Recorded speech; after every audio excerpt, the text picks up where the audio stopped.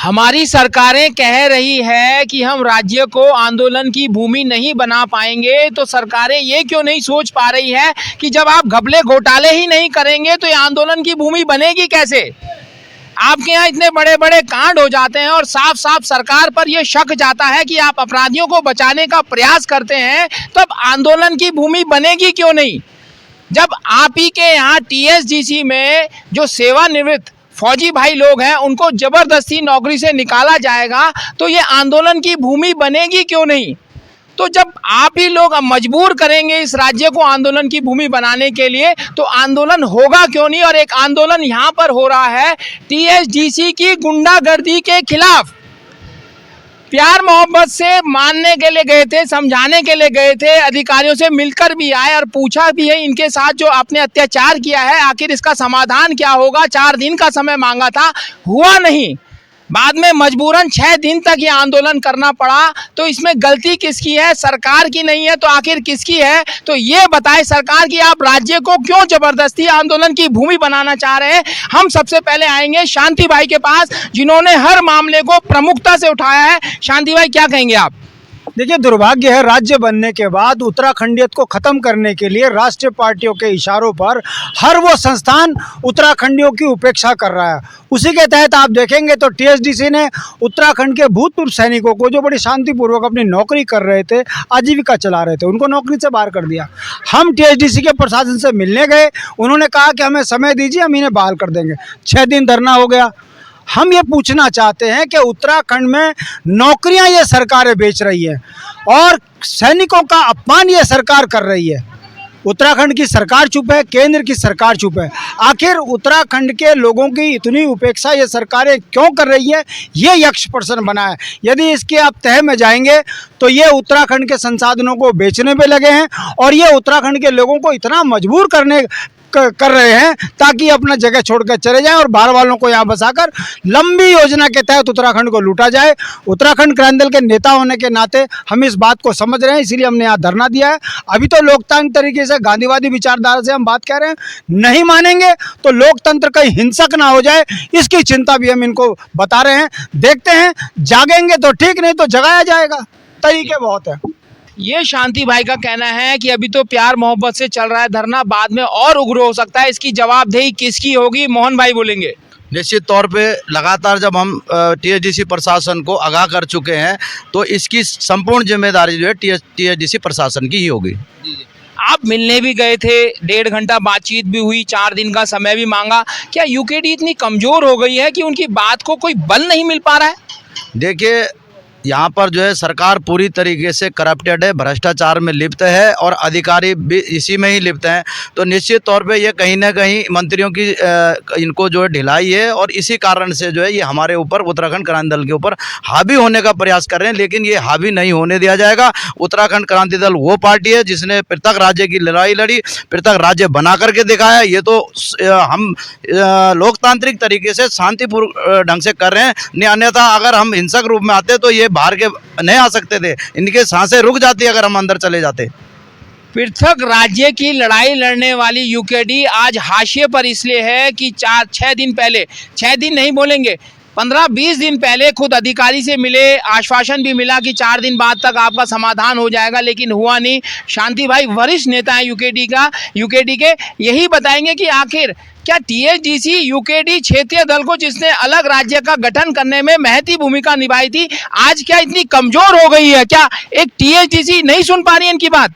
देखिए, समझने वाली बात है, आज गांधीवादी विचारधारा की भारतीय लोकतंत्र में कहीं कोई स्थान नहीं है। यही कारण है कि देश के अंदर जहां कहीं भी गांधीवादी विचारधाराओं के तहत आंदोलन चल रहे हैं तो उस आंदोलनों को कुचला जा रहा है।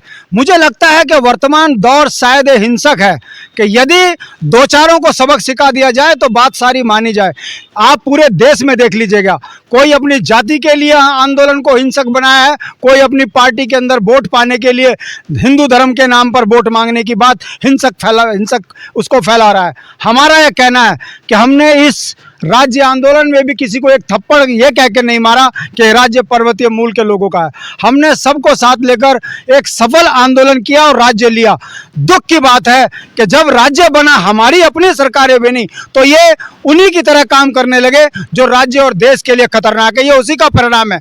नौकर हमारे, भाई हमारे, संस्थान हमारे यहाँ, पैसा हमारे यहाँ से कमा रहे, मगर भाषा ये दिल्ली की बोल रहे हैं। शायद इनको लगता है कि गांधी के देश में गांधी की कोई अहमियत नहीं है। इनको समझा दिया जाएगा। अगर इन्होंने पहाड़ की बात को नहीं माना तो ये अपने घर में भी सुरक्षित नहीं होंगे। गांधी का कहना है मान जाओ नहीं तो मनवा दिया भी जाएगा। लोकतंत्र की ये भाषा भी है।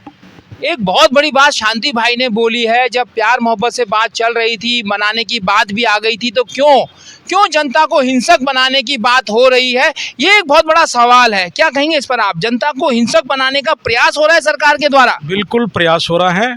और जो ये THDC प्रबंध कमेटी है, मैं समझता हूँ कि ये बिल्कुल अनभिज्ञ है। इनको ये पता नहीं कि ये लोग वो लोग हैं कि जिन्होंने ये उत्तराखंड अलग राज्य बनाया, 42 शहादतें हुई, कुर्बानियाँ दी, तब ये राज्य बना। ये फोकट में नहीं बना। और ये THDC का ऑफिस में कहना चाहता हूँ कि उत्तराखंड की धरती में, ऋषिकेश में मुख्य द्वार है चारों धाम का, और यहाँ इस तरह का अत्याचार ये ज़्यादा दिन चलने वाला नहीं है। प्रबंध कमेटी द्वारा केवल कोरे आश्वासन दिए जा रहे हैं और वे कह रहे हैं कि हम सैंक्शन ले रहे हैं, हम बात कर रहे हैं। बिल्कुल ये गलत है।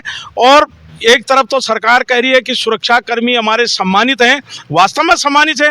जो लोग देश की रक्षा करते हुए वहाँ से निकले और आज वो किसी दूसरी जगह में है, इस तरह से प्रताड़ित करना जो है, मैं THDC प्रबंध कमेटी की घोर निंदा करता हूँ।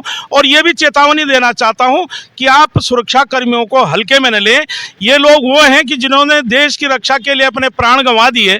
ये छोटी सी नौकरी आपने दे रखी है, उसमें भी क्या है, कहना चाहूँगा कि उपनल से 25,000 मिलते हैं, मात्र इनको 18,000 रुपये पकड़ाए जाते हैं। वो घालमेल कहाँ है? अगर जब सब इनकी जांच होगी तो वास्तव में THDC प्रबंध कमेटी को लगेगा कि हम किसके पाले पड़े थे। आप अंदाज़ा लगाइए कि 50 से 60 साल के रिटायर्ड फौजी को कहा जाता है कि आपने जो है आधा घंटे में 3 किलोमीटर की दौड़ पूरी करनी है और साथ में 10 बार ऊपर पुशअप करना है, 10 बार नीचे जो है चिनअप करना है, चिनअप ऊपर की तरफ और 10 बार पुशअप।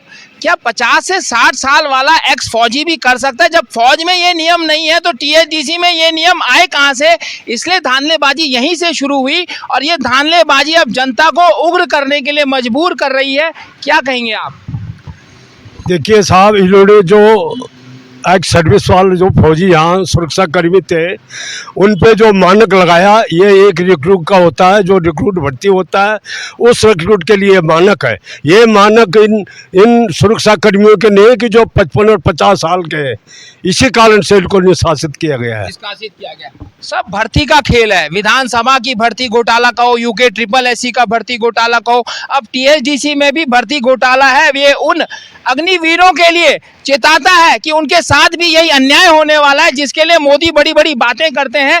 महिलाओं से पूछेंगे, मातृ शक्तियों से इसलिए पूछेंगे क्योंकि अंकिता मामले में भी ये बहुत सक्रिय रही, उस पर भी सरकार के खिलाफ इन्होंने खूब मोर्चा खोला। अब THDC में जो फौजी हैं जिनके खिलाफ अन्याय हुआ है, उन पर भी मोर्चा खोला है इन्होंने।